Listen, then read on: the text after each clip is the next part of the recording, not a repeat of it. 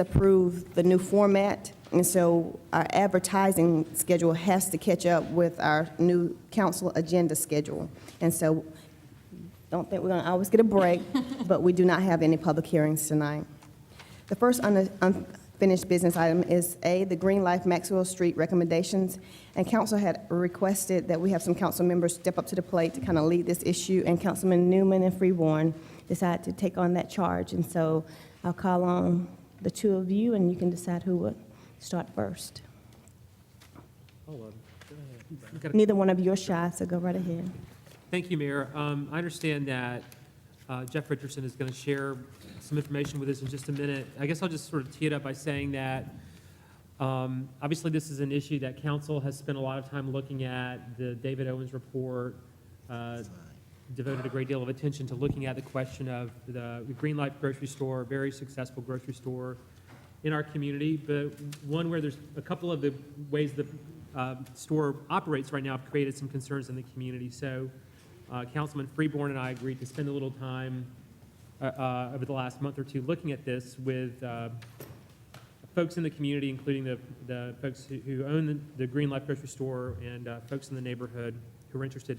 And I think a couple of the goals that we've been trying to see if we can make some progress on during this time include a couple of important ones. We wanted to look at possible design ideas to restore more of the buffer on Maxwell Street between the grocery store and the residential neighborhood there on Maxwell Street.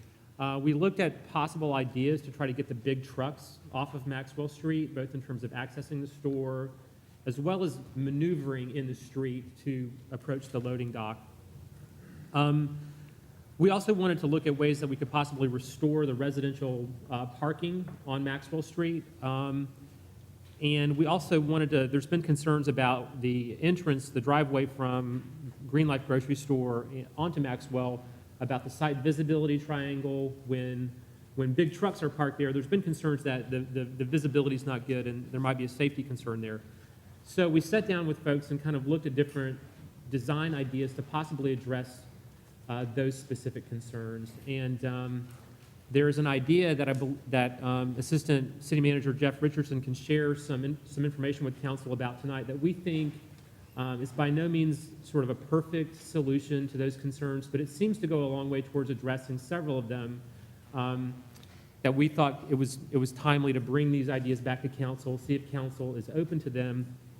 If this is an idea that council is open to, our understanding is that there would need to be a rezoning process for one lot next door to where Green Life Grocery Store is now. That would need to go through planning and zoning. So we're not looking for council to vote on anything tonight, but to simply look at this idea, see if it seems like it would be something that council would want to go through a process to consider. The two options that we have come up with, the preferred option of Councilman Newman and myself, and then we'll say staff and Green Life, we're hoping. Green Life, I believe, is here tonight to say whether or not this is even feasible on their side, is a redesign of the loading dock. And Jeff, if you could go ahead and put the design up for us. And is a redesign of their loading dock, and Jeff will go through and Shannon will show you sort of how we got to this redesign. But what this will essentially do is give us a 17-foot buffer and this would remove the large trucks from Maxwell Street. It would restore the buffer and do everything that we can possibly do from our side and create an amicable solution for everybody. And this is the process that Councilman Newman had outlined that would have to go through a rezoning process and would also, conditions would be added into that process. Now, the other option is, and I'll give you the second option, and then we can have staff go through this. The second option is traffic calming. We could go ahead and agree to put in traffic calming measures along Maxwell Street that would make it physically impossible for large trucks to operate. It would make them impossible to go up Maxwell Street. It would also make Maxwell Street unavailable for them to use to come in off Merriman through the Green Life parking lot onto Maxwell Street and then be able to back into the current existing loading dock. Staff feels confident that we could do that for around $30,000, but that's a rough estimate. Of course, if that was what we wanted to pursue, staff would have to come back with official design models and an actual budget request. What we're asking here tonight is for council to listen to staff, go through the redesign, hear from Green Life, and then decide on one of these two options. All right, Ms. Tuck? Thank you, Mayor, council members. I'd just like to just kind of quickly walk you through this little site plan that we created. It was sort of our analysis of the existing conditions at Green Life, combined with the proposed truck maneuvering area. So just to orient you really quickly, we have Merriman Avenue at the bottom here and Maxwell Street at the top in the corner here. The existing Green Life building here and their general parking area. Currently, the trucks, as you all are well aware, sort of use Maxwell Street to help maneuver into their loading dock area. What we explored was, currently there's a small house that sits very close to the parking area here. And with the relocation of this house, it's possible, given the site conditions, to actually relocate the house internal, which would provide the opportunity for some adaptive reuse with that house. That frees up some land that was previously unavailable. We worked with some auto-turn truck maneuvering software that explores whether or not a truck can maneuver in this space. It is quite tight, but it is possible. And as you can see, what's dashed out here is sort of a typical maneuvering pattern for the trucks. Just to run you through a couple other features on the site, as a result of this maneuvering area, these large trucks no longer need Maxwell Street to maneuver back into that loading dock area. It also gives us some space that we previously did not have for some additional buffering. What's currently required on this site is a 20-foot wide type B buffer here along the loading dock on Maxwell Street, and a 25-foot wide type C buffer along this edge between the other single-family uses that are on the street. In either case, the ordinance does allow a buffer reduction by 50% with the application of an opaque privacy fence with a nominal amount of plantings along the face of the fence. In this case, we have enough room to do both. We've got a privacy fence shown here in addition to some prorated amount of buffer plantings. It works out to be about 17 feet, and then, which is more than the 10 feet that would normally be required. Additionally, here we have 15 feet, which is more than the 12.5 feet that would normally be required with the use of a fence. So between the fence and the plantings, that actually exceeds our current standards for the buffers. Additionally, in this little site plan exploration, we tried to identify if there were any new opportunities for parking, particularly since we are looking at doing some recurbing, repaving, kind of moving into property that we hadn't explored before. It's pretty challenging. Let me show you here. This is a little busy, but this plan shows you that there's some existing parking here. This is that little house that I mentioned that would be relocated. So you can't, I don't know if you can see this laser pointer very well. There's the little house that would be relocated, and we have this parking along this edge here. And here's that little house dashed, which would be relocated. And all of that parking that was along this edge here now gets displaced. Now, we do have the opportunity to fill back in some spaces over here and along here, but it appears to be pretty much a wash. We don't really gain any. We may gain a couple extra spaces, but not a significant amount. There may be opportunity, and the developer may be interested in exploring additional parking. This is where we propose to relocate the house, but of course, it could be adjusted on the site as is determined by the applicant, whatever works best for them. It has been relayed to us that there's an existing garage here that doesn't offer much value to the existing land uses, so that could be demoed. And if that's the case, and this house could be brought lower on the site, in which case additional parking could be explored in this area. It's possible. The only other space that we could identify on site to explore additional parking is over here in this little green space.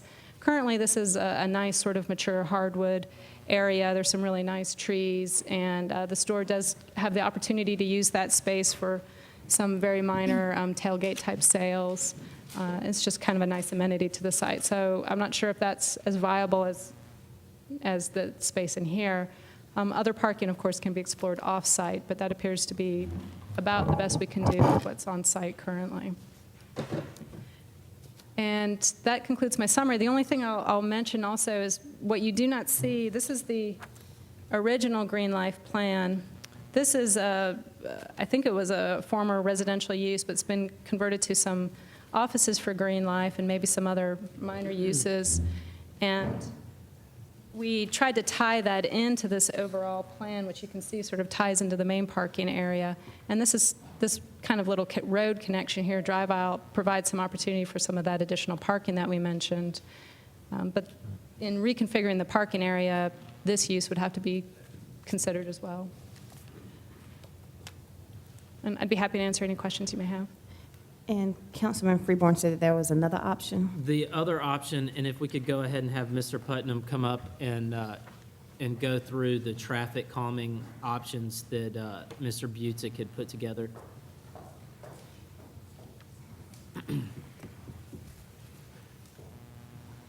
The other option would be to put some traffic calming techniques in, and you can see in the curve right here, there could be a median island that would physically block the large truck from accessing Maxwell Street or to make any back-end maneuver on it. And then at Broadway, there could be a gateway island that would also restrict their movements in as well. So it would essentially block Maxwell Street off.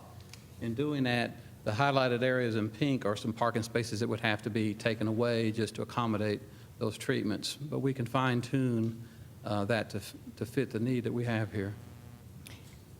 Okay. Did you want to add something else? I would just add that of the two different options, obviously this is not the one that we believe is the preferred option. We believe that the redesign of the loading dock and operations of the store is the preferred option for everyone. And if that scenario or some scenario along those general lines ends up being if that goes forward, then the traffic calming approach is not necessary. The only other, if we could put the other plans back up that Ms. Tuck had up there, just as we were talking about this, there just maybe kind of a couple of little nuances to this that can sort of still be looked at as this process goes forward, if it goes forward. As we said, one of the primary goals was to get the big trucks off Maxwell Street. We felt like that was critical. We'd like to get all the commercial trucks off Maxwell Street. And it seems like with this general design idea of adjusting where the loading dock is on that side of the store, it may be possible to design the loading dock there in a way that generally the smaller delivery trucks go in back where the kind of that upper right corner of the store where there's also the garbage pickup. And so there may be a way that it can be designed so that the smaller delivery trucks also come in where the big trucks would be coming in as well. So we could largely get those off of Maxwell Street as well. But doing that might mean that the buffer in that area of the store would need to be reduced because you'd have to have room for two different kinds of trucks to park there. So there's kind of two variations of this basic idea, one in which maybe the smaller trucks would still, unfortunately, there would still be some smaller trucks on Maxwell Street, but the buffer would be bigger. And then another one where all the trucks would get off Maxwell Street, but the buffer would be somewhat more compromised.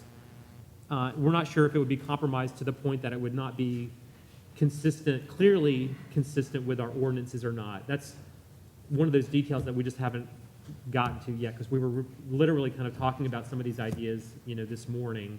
So it's still sort of a work in progress. But that's kind of a couple of the variations of how that could go forward. And if Green Life decides they want to pursue this, it's our recommendation that they submit an application for rezoning and site redesigns within 30 days of tonight's meeting.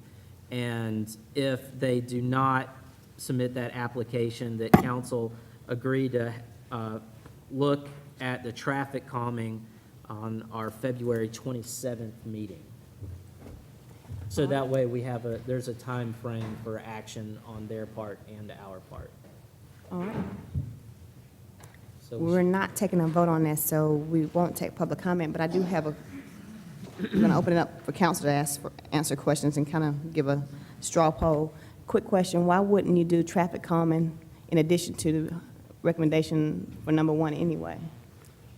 if we can accomplish what the general community has asked us to accomplish without putting traffic calming in, then we could use that $30,000 to put in traffic calming on projects that are already slated with the books. But how will the trucks know about, because right now the problem is they go up there and they are staged. So how do you avoid that with just using option 1 without prohibiting their ability to get through? It's a good question. Ms. Tuck, did we touch on the fact that the current entrance to Maxwell Street would be shifted? That where the current entrance is would actually, the current entrance on there would be, actually become part of the buffer. And so the entrance would be shifted in a way that it would be, my sense is that it would be very counterintuitive for trucks to use it. So our sense is that the problem would largely go away, I think has been. The only thing is, like, right now, they're staged up there, and they may have 2 or 3 waiting. How do we stop them from even coming on the street before they even try to get into this area and find out they can't get in there? So how do we stop that from happening with just option 1? Mr. Richardson? Well, all I was going to say, Mayor and Council, all I was going to say to add to the presentation was that from staff perspective, we have taken a look at that, and I believe that it's mentioned that if the entry level's here and it's going to be moved over into here. I've talked to Anthony Butzik and to Mr. Putnam, the city's new traffic engineer, and physically it's not possible for the large truck to come down Maxwell under the new design that's proposed to make this turn and to get into the parking lot. So if they were to come down Maxwell and stage, they would be staging, but then they would have to go back out through Chestnut onto Merriman and to come through via Merriman. Basic question, how do they know that it's changed, so you don't have people doing that? Well, what we would, and Mr. Swan's here tonight from Green Life, but we have discussed this with Mr. Swan at Green Life, and what would happen is that if this reconfiguration were to occur, the folks from Green Life would be working with their vendors to communicate with the large truck deliveries that they would be accessing solely from Merriman and leaving solely through the lot back Merriman. And so through constant communication with the vendors, Mr. Swan has capability of communicating with corporate headquarters on the West Coast. He does so on a regular basis. And so he would be communicating to them that this is the only viable option to come in and out to access the store. Now, not to belabor the mayor's point, but we've been told that communication has been happening and has not seemed to have gone over very well. I mean, the mayor makes a really good point.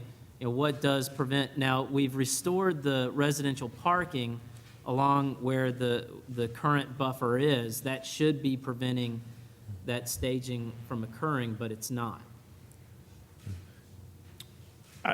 I understand your point. I guess what I would say from a staff perspective, again, and again, Mr. Swan is here from Green Life, and he may want to address this, is that if it's not feasible physically from an infrastructure standpoint, from that large truck entering through that corridor onto the premise, it's really not an option for them to stage because it's going to be significant time for them to go back out Chestnut via Merriman to come back in. The staging would occur in this corridor right here. If there's a truck in there already, the staging would occur in this area right here, and it would be a management issue as it relates to Green Life, communicating with the vendors, telling them that it's not appropriate to stage on Maxwell. I'll say that I do believe that if we don't impede their ability to get there in the first place, I think we're going to have a hard time in our ability to always keep large trucks off of Maxwell Street, because if it's ingrained in their head and they just come up and try it, or they park and put the product and move it over. I just think if we don't do something on the front end to stop them, it's going to be difficult. So would your recommendation be to, in conjunction with this, go ahead and restrict the entrances onto Maxwell Street? Could we see the traffic calming slide? Mayor, while we're waiting, may I ask a procedural question? Yes. You mentioned a straw vote. Is there a reason that we're not actually voting on this and receiving public I comment? think they needed some more time. It needs to go through the, if there's going to, this design is predicated on the lot where the house is now, needs to be rezoned from residential commercial for this design to be permissible. So it would need to go through Planning and Zoning Commission first, and according to our procedures, they should act on it before we act on it. Right. Fair enough. Thank you. So there's two places where we could do what you're requesting, which are here and there, and that would eliminate their ability one way or another. The reason for putting the bend, the island in the bend would be to prevent them from currently using the current driveway to go onto Maxwell Street and back in. With the redesign of the loading dock, that puts, the driveway then goes directly into that bend, and we would not be able to, cars would not be able to use Maxwell Street at that point in time. Councilwoman Cape, I'll come back to that. Well, I must say that island at the end of Maxwell Street completely bothers me. I don't know how many of you try to get out of Maxwell Street, but that would be a very complicated, I think that would be very complicated it wouldn't be very user-friendly for cars either, is the point. As I'm looking at this one, I am wondering what the value of making Maxwell Street a one-way street. Would that accomplish the same thing if they couldn't turn off a Broadway? If it was only an out only? And because then you cannot, from the other side, you cannot get out of that parking lot. So that was just an idea. But my first question was really about, Shannon, when you guys use the truck manipulation software, did you chart on there getting back out of the loading dock? And I'll do my best to answer, and maybe Because that looks Ken may really want to address this. I personally did not do the auto turn application. That was given to me, and I just sort of spliced it into the site plan.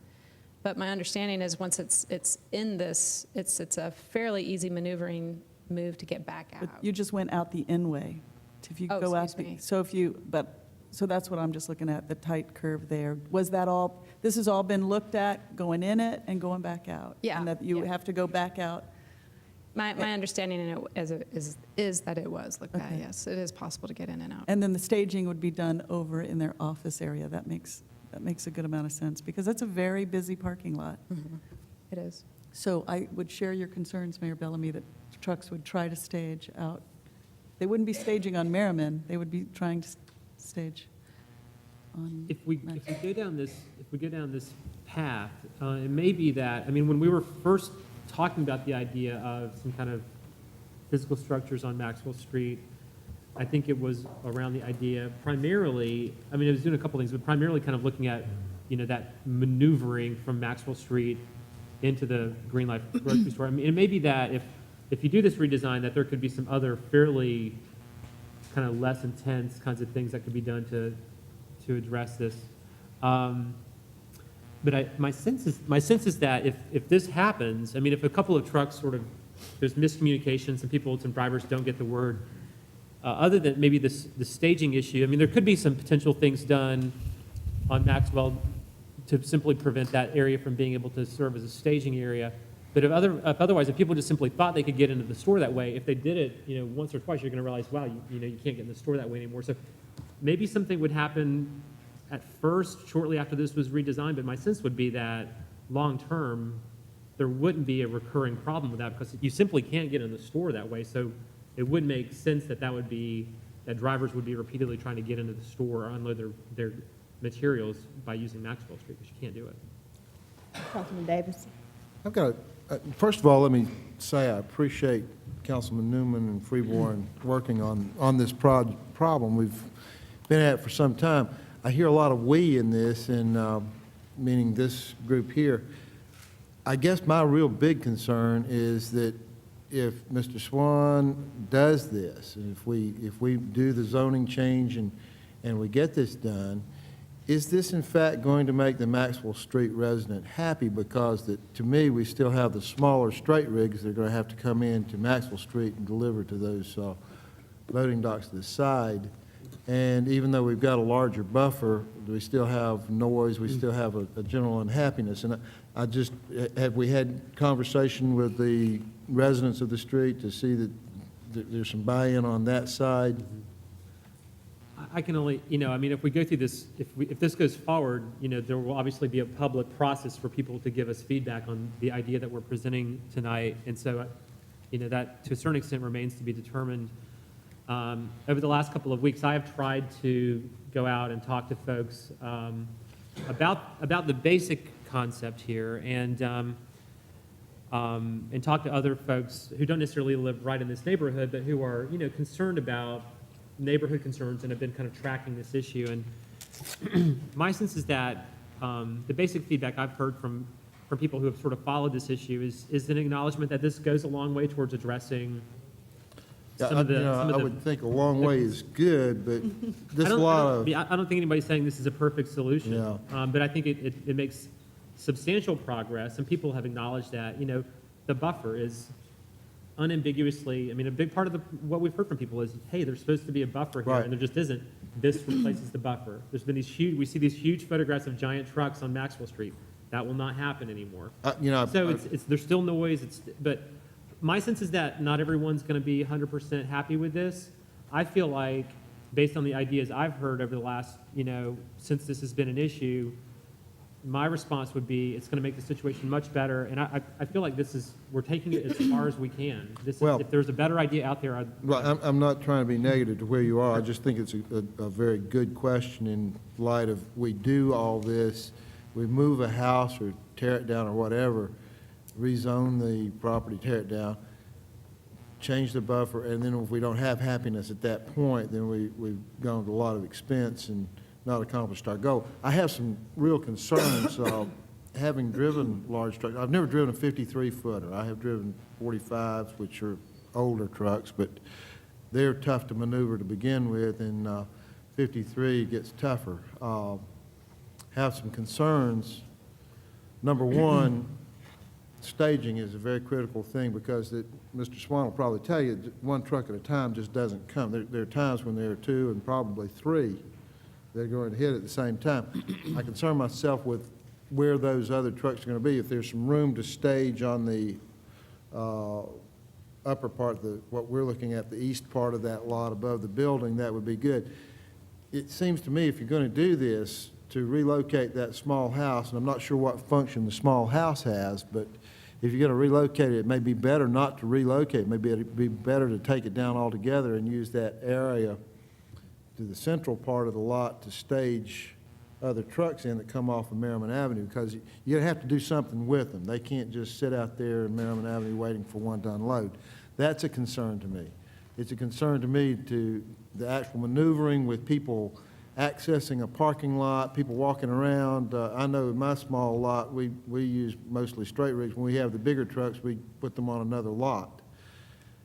The realities are those trucks, even the small straight rigs, during the course of the day, back up, and we have the beeping going on all the time, and I worry about customers and homeless folks and everyone else getting run over out there just in the parking lot. So it concerns me when I see the maneuvering done right in the front door of the building. I'm not sure if there's any sort of code or anything we're going against there or not. There's got to be some concern about the front door is going to have the maneuvering area for your large trucks. So I have some safety concerns there, have some concerns at the end of the day, have we accomplished a whole lot?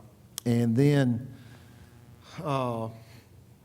this lot, the way it's configured, to not have a place to actually stack up other trucks waiting to access that single dock is, that's a point of concern to me. And that's just from logistics. That's just from being in the business of moving freight around. And it's not something that's easy to do when there are people and cars around. Well, do we want to hear from Green Life? I'd love to. Can I ask one other question? I really, really thank you guys for getting started on this, but the whole idea that we still have the other trucks up there, I think we are going to find ourselves not satisfying the whole idea that there needs to be a buffer between residential and, this is what the conversation started with, is what are the separating buffers and requirements. Jan's points are very well taken, and I think about downtown, where people can't necessarily, many restaurants downtown, you can't just load right into your loading dock. You have to go across a parking lot, or why are we so protective of this back loading dock when half the other businesses in town cart their things? They have barriers, they have natural barriers there. This parking over where the house was, I really think it's an accident waiting to happen to put private parking for citizens in that maneuver zone.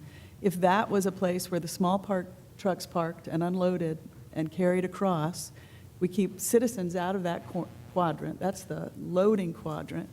We carry the buffer all the way down to the end of the property, and small trucks load just like they do in many places where there's barriers. There's natural barriers in many places that truckers unload on dollies and carry them across parking lots. So I feel like we're being a little protective of a loading zone back there that is not meeting the goals that are stated in the UDO about separation of uses.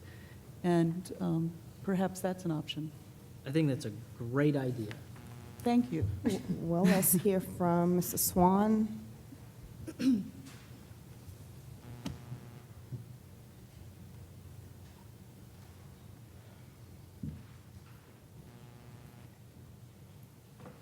Bellamy, Council, thank you. I appreciate the opportunity to speak on this issue. We've put a lot of thought into this, and I want to address some of the concerns that I've just heard and brought up, which are all very good points, several of which we have already had considerable amount of experience and thought put into solving. The first issue I'd like to address is Mayor Bellamy's concerns about the trucks on Maxwell Street. As it is now, we do not use Maxwell Street to approach the loading dock. The trucks come in off of Merriman, go out onto Maxwell Street, and then back to the dock. They don't use Maxwell Street for staging. Normally, if we have another tractor trailer, they'll wait in another part of the lot. And this gets to another point about how we're going to manage this. Our procedure right now, when we have a big truck come in, and we know when they're coming most of the time, is to get a manager on duty out in the parking lot. And that manager on duty guides the truck in, and you'll see them out there walking around with the radios. They do that not only for safety reasons, but also to help the truckers get back in, because there are blind spots and there are places that they need to not be driving, like all over the landscaping, so that we do actively manage the trucks when they come in. We do have the opportunity with this configuration to continue that, and staging is obviously a major issue. We do have the capability of waving those trucks off, and we do that on occasion. When we have a situation where we have a tractor trailer at the dock and we have another one waiting and the third one comes, there's no way. We'll actually send a manager out to the street and wave them off and say, go on, come back in an hour, and they'll do that. The other thing we can get a lot harder on is scheduling deliveries so that we know we don't have more than one truck in there at a time. It's a little dicey, but we can make more efforts towards that end. But I want to stress that currently the trucks do enter the parking lot, turn around on Maxwell Street, and then back out the parking lot. They do not use Maxwell Street to approach from this direction, and with an exceptional rare driver that doesn't know the routine, they don't go out to Chestnut Street up this way either. And if we see that they've done that on the cameras, because we have cameras out there, I will call the president of the company and raise Cain about that, because we do not want them doing that. So if that helps your concerns about that at all, that's one point I wanted to make there. Mr. Swan, Yes, ma'am. Keisha, if you put these on the little thing down there. My concern about what you just said is these pictures were provided by a citizen that they have the date and the time. If you're turning around, Ms. Light, but I appreciate it the other way. A little bit more, turn it yet again. This way, like that. Okay, that date says 1/9/2007, 6:32, and I think 8:30 something, where you have trucks who've just come up Maxwell Street, hit the corner, and I don't know if they're waiting on you to come back in. That's 9:38 on 1/9. My concern is, with these options, are we going to negate that? Are we going to stop that? Can I ask a question? How do you know that that truck came up Maxwell Street? I'm going to go back to before that time, Okay, the 4 pictures where it says 8. right. I see a date and time, and I see a truck at the dock. That truck could easily have come through the parking lot. This could be a tractor trailer, but it also looks equally like a straight truck. The straight trucks do use Maxwell Street. They don't come up Maxwell Street. They usually Okay. come around Marcellus and go around the corner. I'll give you that now. Go back to the bigger picture, Ms. Light, where you had, That one? Okay. it says right there, it doesn't say it, but a truck with a circle in the middle means no trucks, right beside the truck. So, If I may, ma'am, that sign is at the far end of the parking lot. That's to let the trucks know not to go up Maxwell Street. That sign is not next to that truck. It's But- 50 feet away from it. That's why it's so small in the picture. I thought there are no trucks on Maxwell Street. We don't have any tractor trailers coming up Maxwell Street, ma'am. We solved that one about a year and a half ago. Then there's a discrepancy, but with the testimony we received as of last week and what we have today. My concern is the overall getting the trucks off of Maxwell Street. I don't know who to believe. I see our sign, I see no parking anytime. I see a fire hydrant. There's not a truck right next to it, but what I want to get addressed in either scenario, no trucks on Maxwell Street. Well, can we be a little more clear? Our plan that we've been working on here removes tractor trailers from Maxwell Street, of which are deliveries, that's maybe a third of the truck traffic that we receive, something like that. The other 2/3 are small trucks. Then I think as a council, we need to decide, what are we after? Are we asking for no trailers, what you're talking about, or no small trucks? And I'll jot that down, we'll address that after you have a seat, and that way as policymakers, we'll make that decision. Right, that's fine. So anyway, back to the plan. It does take the tractor trailer traffic off of Maxwell Street for the maneuvering, and it does move the entrance over so that even if a truck got on Maxwell Street, and I can tell you there's only one way a truck can get on Maxwell Street here, and that is to come up from Broadway. This corner right here at Marcellus is too tight. You cannot make the turn. Some guys have tried it. It does not work. You have to actually come up Maxwell Street, which I don't think we have had one up there in months, if not a year or more. So I don't think that that's really a problem. The picture that you just saw there was most likely a straight truck that was staged there waiting to pull up. And this plan does not address the straight truck issue, except with what Brownie said. We may be able to squeeze in a secondary ramp or loading facility of some sort here, so the small trucks, I'm talking about City Bakery, the little van-sized trucks, could do the hand loads out. But we would only be able to fit one dock where we could do a pallet load off of the trucks. So we still have the issue here, and we also have our compactors back here, our waste compactors, which would still need to be serviced. There's a certain amount of traffic that happens back here because of that, maybe 1 or 2 trucks every 7 to 10 days for dumping those things. And then we do have the small trucks that come in the back here that deliver. One point I also wanted to make, Councilwoman Kate mentioned about the hand delivering produce or whatever, and maybe moving the dock somewhere else in the facilities. I delivered produce for 3 years in Asheville with a hand truck, and I know the back end of almost every restaurant in town. And restaurants buy hand trucks full, maybe 5 hand trucks full, but hand trucks full. We buy tractor trailer loads full. And there's a big difference in the volume that we're doing and the volume that any given restaurant doing. We have a large volume restaurant just in our food service department, much less all the grocery and all the other stuff. So it really is not feasible whatsoever to do it by hand. There's no way. And we have looked at satellite facilities of bringing big trucks in. There's a tremendous problem there in that unless we operate it, what happens if this happened one time when we tried to solve the problem early on by dropping produce out of the farmer's market and then having one of the vendors bring it in for us, the pallet tipped over. We lost a couple $100 worth of product that was smashed. They didn't have title to the product. It was ours, but it was their truck. It gets real complicated when you're handing freight off, and that's why, plus the materials handling issues, the time and trucks and all that it takes in the facility, it's just not economically feasible to do that. So any other questions? Any more questions for Mr. Swan? Now, the point of, you talk about delivering. I worked the back end of a grocery store for several years, and it was a large grocery store, probably about the size business that y'all are doing now. And we had 2 bays, which of course were in the back of a strip mall, and we only used 1 bay at any given time, and we timed our deliveries. And so we had there was a certain time when deliveries could start, certain time when deliveries could come. Drivers had to show up in their time frame, or we did not take their product. Now, the impact on that driver and that distributor is pretty severe if we decide not to take their delivery that day. Right. I think I only had to turn away several drivers in the course of the 2 years I did this, because everyone knows it only takes one time for a driver to get pulled off a route.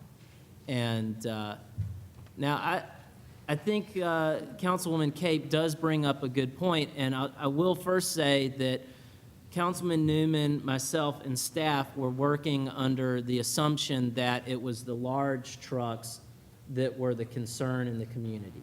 And because that's the pictures we've received, those were the complaints that we had received on. And that's why we did not address the small trucks. But Councilwoman Cape does bring up a good point in, do we really, does your store and does the community really need that back loading area being utilized off Maxwell Street? I mean, is there a way that you could time your deliveries and such, use those parking spaces up there where the house is going to be removed, use those for the staging, and time them going back into the redesign of the loading dock, and anything being hand-delivered, like, beer can come in through trucks. You don't have to back up using beer. There's a considerable amount of deliveries that you receive that are not coming in on pallets. Correct. 2/3 of the volume, actually, in terms of the numbers of vehicles. Can come in on hand trucks, correct? 2/3 of the numbers of vehicles that come there, we unload by hand, yeah. So what Councilwoman Cape has suggested is feasible. For those vehicles, yes. That would be the vehicles that are accessing the back loading And I would dock. point out that we have 2 bays back there right now, which are in constant use, as well as our loading dock. If we move the loading dock over to this position, we still have the need for 2 bays somewhere in order to not make the problem even worse than it already is for traffic and trucks backed up for staging. I don't think there's room here. The most I see that there's room here, from having measured it and participated in the drawing design, is perhaps for a walk ramp where the beer trucks, for instance, could pull up to a position next to this truck and unload it and walk the product in. I don't believe there's enough room even for a bay width right there, because if you see right there, it's pretty tight. The somewhat more technical drawing that we have been kicking around shows it in a little bit greater detail, and it's I've got a copy of it here I can put out there so you can see. On any given day, Mr. Swan, that the front loading dock, the one that the big trucks back up into, Yes. on any given day, what is the occupancy of that loading dock? Would you define occupancy? I'm not clear on what you're asking. How often is a truck backed into that loading? Pretty often. A lot of the larger straight trucks use the dock as well. And if you count up numbers of vehicles, it's about a third of the total vehicles that we have. One difference that I would hasten to point out regarding our operation that it would be good to be aware of, most supermarkets operate with a primary supplier that supplies 95% of the product in the store. And then there's the vendors that come around with the beer and the Cokes and all that stuff that do the direct deliveries. But 95% of the products are out of one vendor. Our primary vendor supplies us with about 35% of the products. We have 400 vendors that we buy from. So that means an awful lot more trucks. And it means UPS trucks with 10 or 15 vendors at a time. It means all the little city drivers that come around and service us. So it's a little different than a regular grocery store where you have one vendor you can say, here's the deal, here's when the trucks come, and it's pretty cut and dried. And that's part of the issue is, you know, we're getting supply from California, we're getting supply from Atlanta, we're getting supply from all over the place, New Jersey, Florida, and it's more problematic. I'm not saying it's not, that your point isn't well taken in terms of how to manage the deliveries, and that is something that we can further work with the drivers. Mr. Swan, I'm ask a Ma'am? process question. Okay. Process for you all, with his presentation, were you looking for the next step, for him to accept the next steps, or was he in agreement with the next steps, or tell me what your expectations were? We were hoping to come away tonight, I mean, obviously, council's raised some questions that were not answered, and so I'm not sure I would feel good about going ahead with what came out of our efforts tonight. But our initial intention was to see if Green Life could go, if it's feasible for them to go forward with a site redesign, and if they would be able to put in an application for rezoning. Okay. And now that you've heard just a couple of more concerns, would you all look at this again and maybe see if there's some other ideas to kind of address some of the concerns that were raised? Understanding council as a whole, we need to decide small truck, no truck, what we're saying about Maxwell Street to help with that. Before we decide on that, if we are going to take it back and relook at it, I'm willing to do that. But before we come back, I need to hear, I see people in the community, I see people in the audience tonight that I believe are here to talk about this issue. If there are people in the audience that are here to talk about that issue, I'd like to hear from them before we make the decision on no small trucks as well. All right. Councilwoman Cape? Shannon, may I ask Shannon a question? Shannon, could you tell me what would be a minimum buffer to require,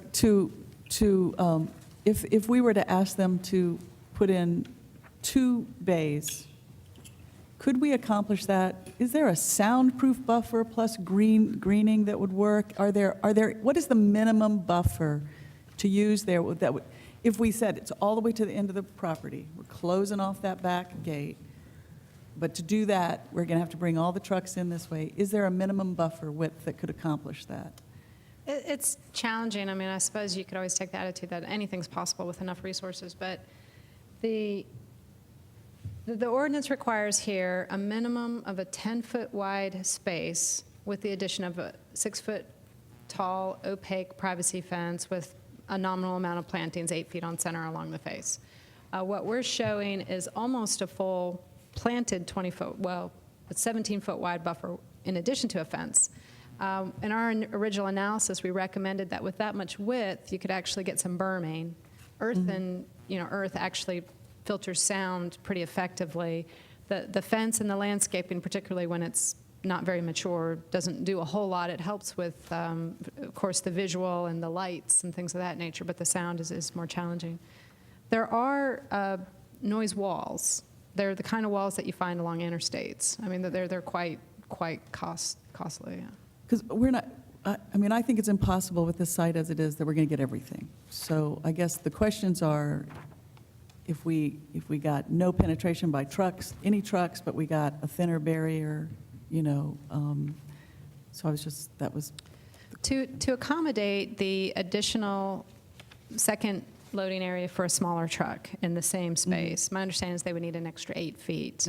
Right now, we have 17 feet. You take off 8, we're down to 9. The minimum width requirement without alternative compliance is 10 feet. So they'd have to have variance on that. they'd have to get alternative compliance, and this is probably not the best site to consider alternative compliance. I'd like to ask Mr. Swan a question. John, is there any opportunity, I really, and much as I would like to see this really be a success and everybody be pleased at the end of the day, I just frankly don't feel it. I have a big concern. You spend a lot of money and we've not accomplished a lot when we finish.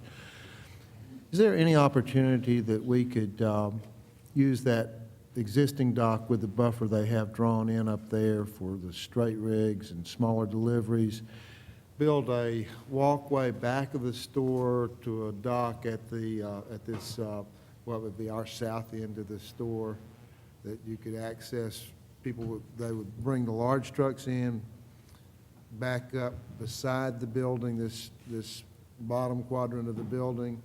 Are we speaking about this point? Right in there, yes. Yeah.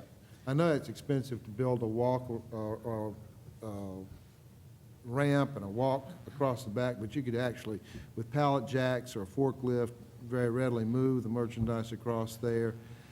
And it would accomplish what we're trying to accomplish. I know that's a tremendous expense, but frankly, I don't see what we've got here being a real satisfactory way of accomplishing where we're going with it. Yeah, we looked at that option in a lot of depth. The problem is that this corner of the building grade is about 15 feet above Bordeaux Street right there. It goes straight up. It's so steep you can't walk up it. To fill that, you have to go wide enough here, and if you're talking about moving all 3 bays over there, then Just one bay for the big trucks. well, then we Use still the have other the small bay for trucks the to small. deal with. So if we do that for one bay, we still have the small truck traffic back here to deal with. So that's one point. The second point is, not only is it very expensive to do this, how does a truck get to that location? And if you do this, it obliterates that extension of Bordeaux Street right here. And then there's no way to get the truck to the lot. I mean, to the dock. There's no way to approach it. The only other way would be come in off of Merriman, but that would eliminate the entire parking area in the center of the parking lot there to do that. You couldn't get it turned around to it. That's the problem. One problem with that. And then of course the cost is huge. And then we have a problem that all the receiving and coolers and all that facilities at this back corner, the whole building is designed for freight to come in this back corner. To get the freight all the way across the back and into there, it is technically feasible. That's what forklifts are for. But there is no apron there. We would have to build that. We would have to have some kind of shelter over that. And we are at a very critical point on our roof, as we have expressed in the past, where we really can't add any more roof without sprinkling the building, which brings up a whole nother can of worms, if you will, in terms of where does the water come from, what's the cost, and all that. So that solution is at best I don't think offers even the advantage that this one does. Plus, we are beginning the thoughts that we would like to expand the store. And if we do, the only place that makes sense is in that area. If we built something there, we would like to not have to tear it right out again 2 years later to expand the store. So there's another angle on it that we're starting to look at that possibility, and would prefer to keep the loading in this area where it's at for that reason as well. And one other point, if I may, just for a moment, on Councilwoman Cape's position about possibly adding more loading facilities here. One thing that is not in the drawing that Ms. Tuck put up there is the fact that there are 2 large, lovely, mature trees here, a poplar and an oak, that we were trying mightily to figure out a way to not cut down.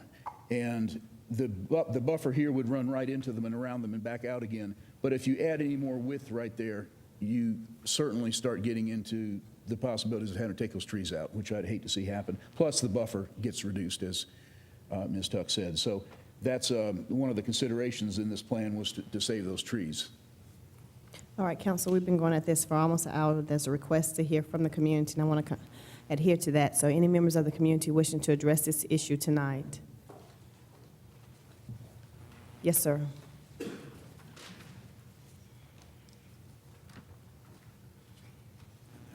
Thank you, ma'am. Thank you, council. City Council members, thank you for listening. My name is Benjamin Gillum, and I'm a neighbor of Green Life, a couple of blocks away. I'd like to thank you all for your efforts to improve the situation. Unfortunately, I missed the beginning part of the presentation unavoidably, but I do like the fact that this proposal would get the large trucks off Maxwell.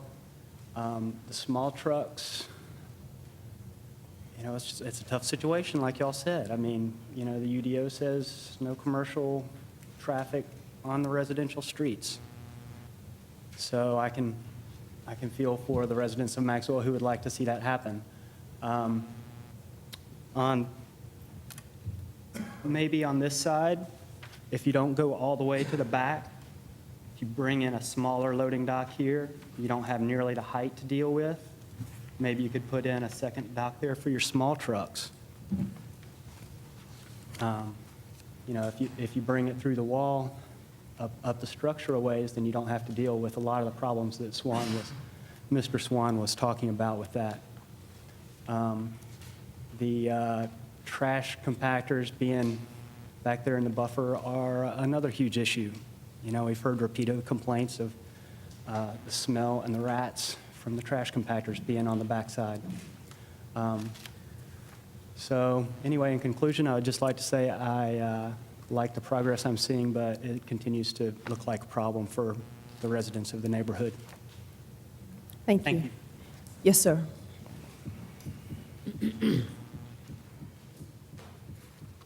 My name is Fred English. Let me give you some statistics on trucks. When I started driving a tractor and trailer in 1974, the maximum length of a truck was 57.5 foot. If you went over 57.5 foot and you was 57 foot 8 inches, you got a $200 fine for your truck. Now the trailers are 53 foot long, and they want to go to 57. The trailer is almost as long as the tractor-trailer combination that I drove. Now, the only way to get into that dock, and I've been down there, is like Councilman says, make that street one way. But you'd still have to pull out. I don't know if you know what blind side in a truck is, but that's putting the truck into the dock from this side instead of the left side where you can maintain and see your tandems at all times in your left mirror. That's the only way to go into a dock. But to get into this dock without ever going in on Maxwell Street, you'd have to do it from the blind side. You'd have to pull in there, pull the truck this way, and the driver would have to back that truck around that corner to this back here where he loses sight of the trailer at all times. And you can't see the back end of that trailer when you're doing it. And I went down Maxwell Street. That street at least needs to be one way because the way the cars are parked, you couldn't pass a car in the middle of the road if all this. And these trucks, the maximum weight of a tractor trailer now is 80,000 pounds. And there's no limit to how long he can be. If he wants to run 90-foot tractor and trailer, you know, with a big camper sleeper on there and all that, the only way you're ever going to do anything is move that dock. Or how many trucks come in there that deposit the whole load of 44,000 pounds. That's about the max a truck can carry in that store. If they don't want to do all this, have them get a little refrigerator truck, meet the truck, and take what 3 or 4 pallets comes off, put it on that truck, move it around and back it up to that dock. That would be a whole lot cheaper than tearing the building down and putting the dock in there. That's all I know about it, you know. But the tractors and stuff, and that's, the government did this, federal government, nobody else. Let them get this way, and that's what the problem is out there on the road now. In Nevada, they can pull 3 trailers with 1 tractor, 3 53-foot trailers, call them trailer trains. And they wanted to do it here in North Carolina with UPS and all that, and UPS went down and bought all these new Big Mac trucks so they could pull triples, but Raleigh turned them down on that. But the best way to do this is just like if they want to get a little trailer, a truck, refrigerator, meet the truck out in the middle of the parking lot, back it up, put the 2 or 3 pallets in. I don't know if they ever get a full load or not, but then that would save a lot of money and it could be done at minimum cost. All right, thank you. Anyone else? Yes, ma'am. Hi, Hillary Stewart, live across from there. I wasn't here earlier to hear exactly everything that you said, but the proposal, so I don't know what's being proposed for all the what is it, 2/3 of the trucks that are coming in, the ones that are being referred to as these really little trucks? Well, they're not that little. I mean, they're not enormous, but they're not that little, and they make a whole lot of noise, and they're big trucks that come in there. They're not just little van-sized trucks. If it was a van that could come in here, and that was an idea that I had, what about the big trucks meeting something like, a Green Life van and have the stuff loaded on the van and have the van come around? That's one thing, but, these aren't just little, so that's all. And then the idea of just doing something on the other side.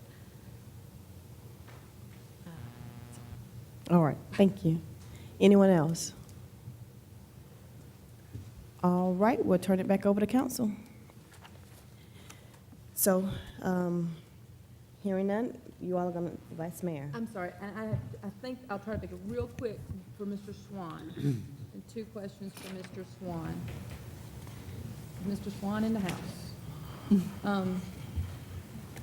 So one is just a very generic question, because I think Councilman Freeborn and Councilman Newman both articulated that this doesn't do everything. It's, it's a compromise. It does part of what we're interested in. But the bigger question is, are you amenable to this general scenario where we're going, that's been proposed? Yeah, we are very amenable to this solution. We spent a lot of hours working with the city staff on developing this plan. It's not perfect.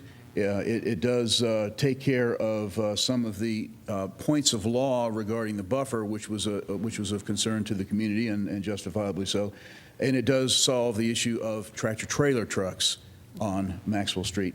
But as we have heard, it does not solve the problem of straight trucks, and so it is not a perfect plan.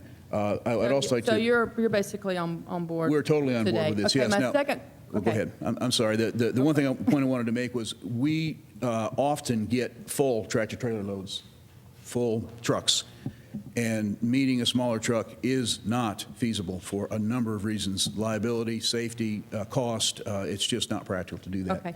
So- My other question is, in terms of, because I don't really want to rebut everything that's been said or whatnot. I just got my 2 little questions. You answered one on. The second one has to do with that last comment you made about the expansion idea. Mm-hmm. And I was kind of with the program till right at that point, because, my question would be, if an expansion would happen, obviously, more goods, more customers. Right. And are you looking in that expansion and at least an additional loading solution? Yes, or- we are. Okay. And if you'd like me to elaborate Go for slightly, it. I could. Now, keep in mind, this is entirely theoretical at this point. We Sure. do not have any idea what the cost is, the feasibility. We don't know if our landlords are going to be supportive of doing this. This is just trying to think through the ramifications and the potential for, over time, what problems could come up with the solution of putting a loading dock over here, which believe me, we have spent a lot of time looking at that. The problem there is, even if we did reconfigure add store to this area right here, it's still 15 feet above where the trucks would be. So if we did any kind of a load out here, we would have to go to freight elevators, which are extremely expensive, and we still have the guts, if you will, of the building are back in this area here, which is refrigeration, coolers, the stuff that's expensive and hard to move. Our best thought at this point, if we were to expand in this area, we would pull the retail part of our operation in that direction, leave the back end the same, and turn the cafe into a loading bay, which would give us 2 or possibly 3 loading bays inside the building where the trucks would back down into the building and unload that way. So where the cafe seating is now would be a loading area. That would solve the problem of adding bays in this area without having to completely redo the entire back end of the store. The cost in this store runs around the back corners like this. It's from the electrical service to the refrigeration rack to the coolers and the refrigeration in the back there. That's the stuff that's really hard and expensive to move. Okay. So our idea is to move the retail here and expand the delivery area in the back here. Thank you. Councilwoman Cape? I guess, Mayor Bellamy, I would like to know if it's a question that we need to ask our council and how we go about doing that. About, when I look at the Owens Report and other places, it's pretty clear that there are real distinct and very clear ordinances about keeping trucks off of residential areas when there's other access. And it's in the ordinances, it says it. And so it comes down, I mean, I think that's where our conversation really needs to lie. Well- And so is that a question that we need to have conversation with our council about that, or?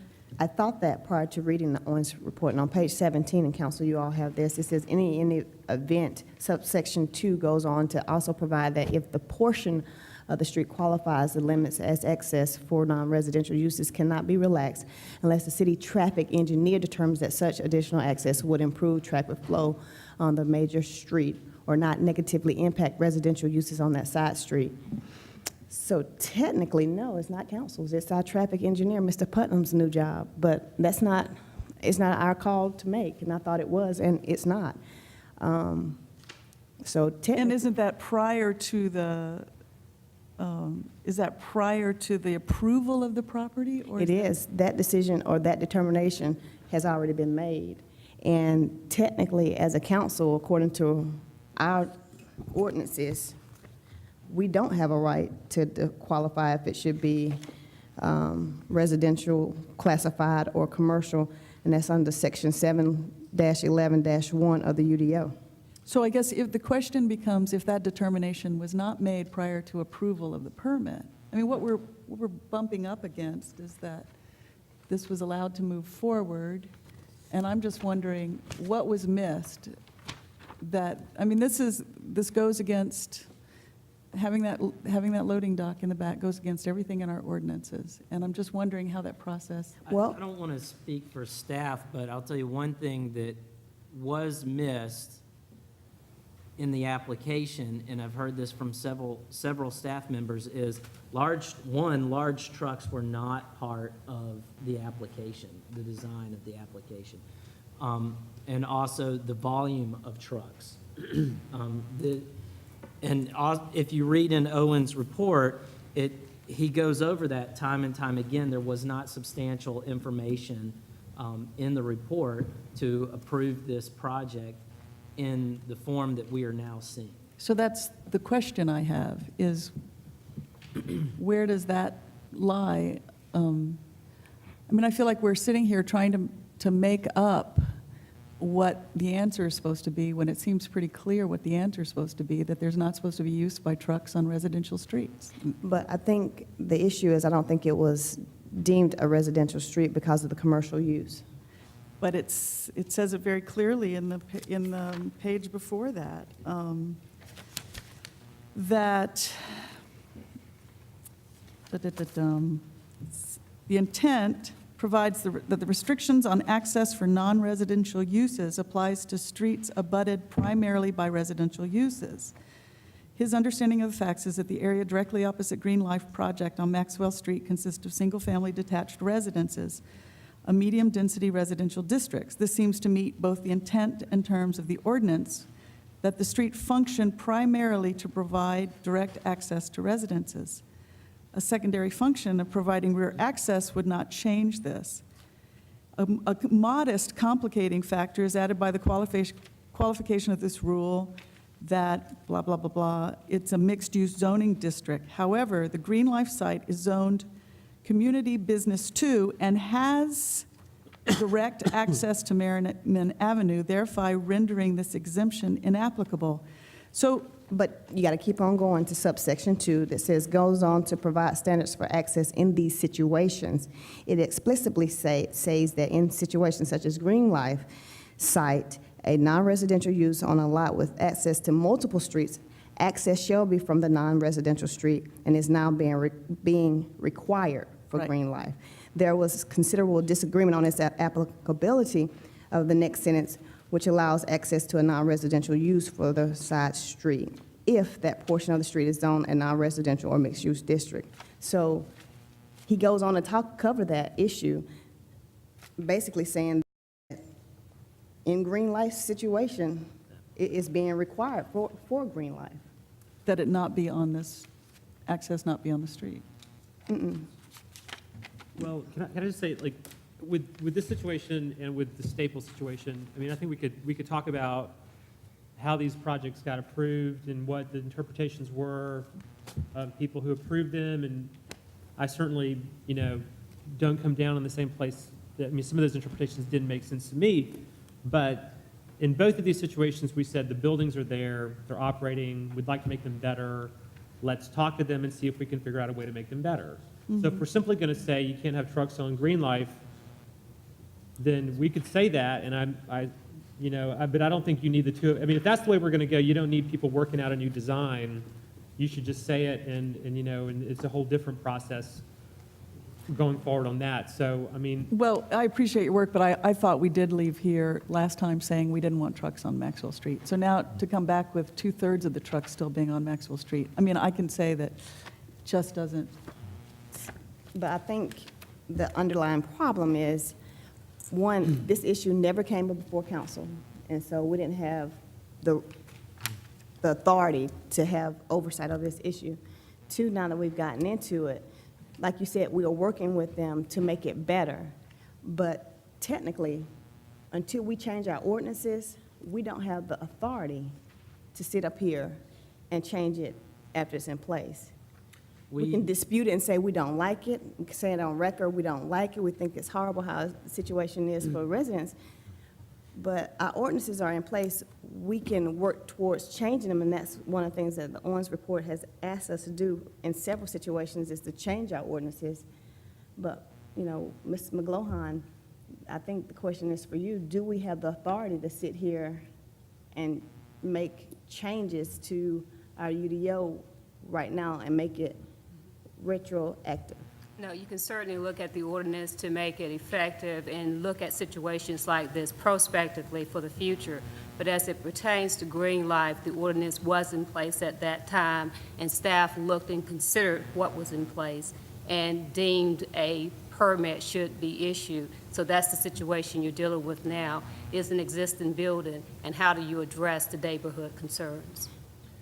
Do we have the authority to redesign the street as we see fit? I was looking over a few notes that Mr. O's prepared, and there is no question that under 160A-296 that you have the authority to regulate local streets. However, according to Mr. O's report, there may be some concerns with issues of inverse condemnation, issues of state control, and whether or not the state has attempted to preempt local control as it relates to interstate commerce when you go to the point of restricting traffic on local streets to the point that the business can't make a reasonable use of that street. What if, and this is a question for council, what if we, and I really hate putting this off another time, what if we go back and say to staff, bring something on the 27th of February that shows street redesign that we feel confident as an organization that we can put in and we can win a legal challenge on? For street design? Street redesign of Maxwell, to take all the trucks off Maxwell? to take all the trucks off Maxwell. Can we just give our colleagues some time to do whatever they feel is appropriate to explore options further? They're headed in constructive directions. Time is a good thing if there's good intent, and there clearly is, and they need more time. All right. I guess I would, the feedback that would be helpful for me would be if, as a majority if a majority of council believes that, that no design should be considered that doesn't get all trucks off Maxwell, then that would be helpful to know. So I think that when we talk about it, what I took away from it was that the big trucks that we've seen hundreds of photographs of that create a really chaotic situation over there, that's what we were gonna, that was my bottom line, is to get those large transfer trucks off of the street. Goal, sub-goal was to get all trucks off, but that wasn't necessarily the bottom line that I came away from this for. So if that is a bottom line for majority council, that would be helpful to know. It was not my bottom line, and I believe you all fulfilled the mandate that we gave you, that we have to find points of compromise here, and one of the points of compromise was big trucks, not all trucks. And I think you made an effort to fulfill that, and there's still room for improvement.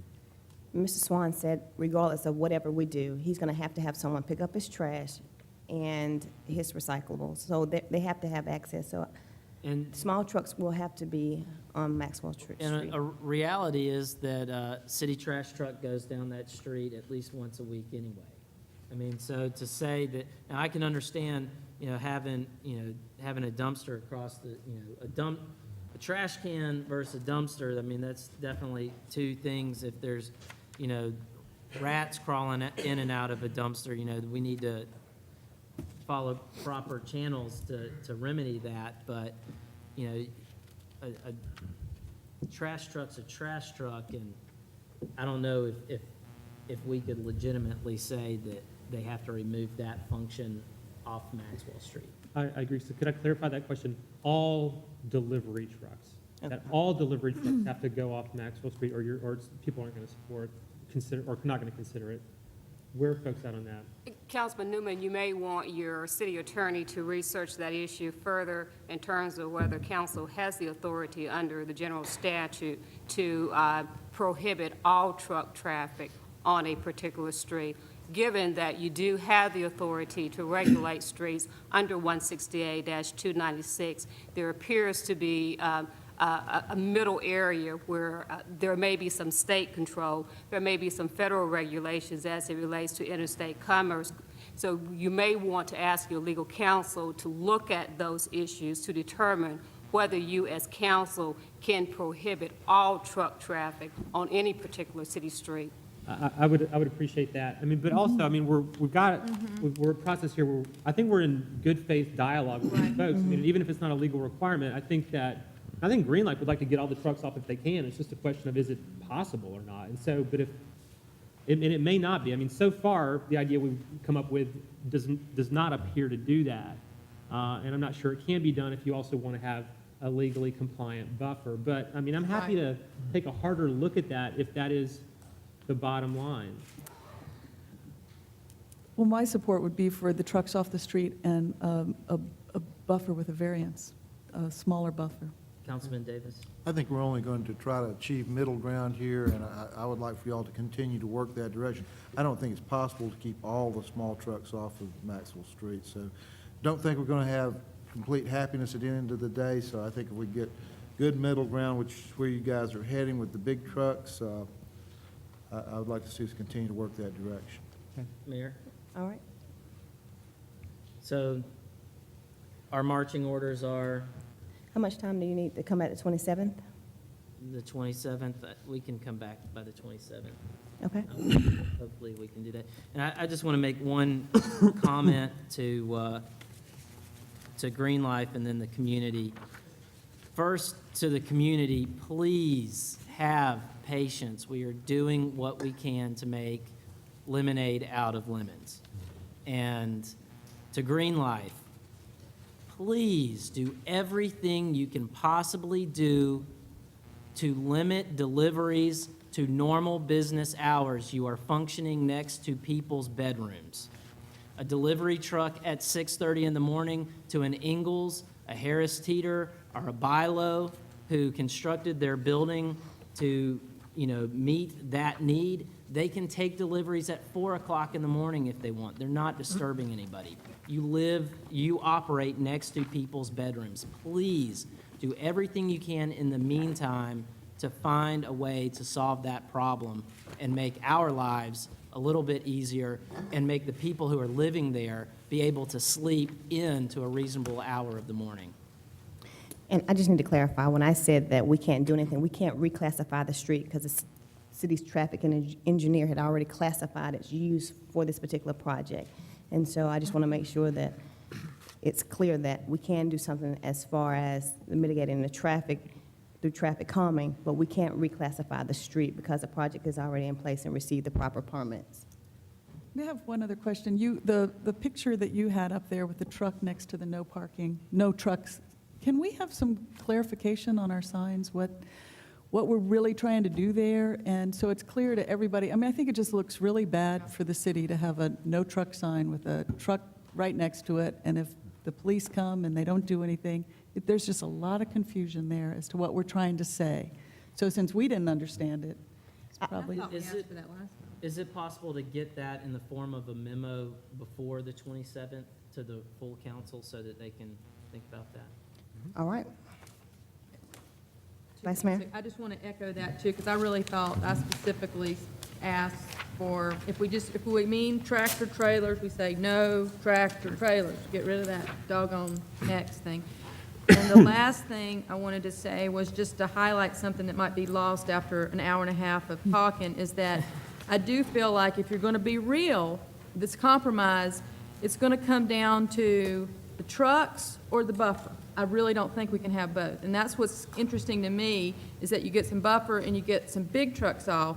But if the trucks are more important than the buffer, then I think the neighbors need to weigh in if a compromise, because I really don't see that both can happen, all the trucks and the buffer restored, as a compromise solution, so. And in one more chime in, anyone watching tonight that has any ideas, thoughts, or suggestions, ways to compromise, what you can live with, my email is freeborn@freebornasheville.com. Please send me something. Thank you. All right. The next item of business tonight is the issue of staple